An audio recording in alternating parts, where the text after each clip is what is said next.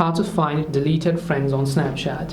Hey everyone, welcome back to our channel. In this video we will learn how we can find deleted friends on Snapchat, so make sure to watch the video till the very end. If you want to find deleted friends on Snapchat, all you have to do is just go ahead and open the Snapchat application here. Once you open Snapchat, let's say you came to your profile page and you just went to the My Friends section here.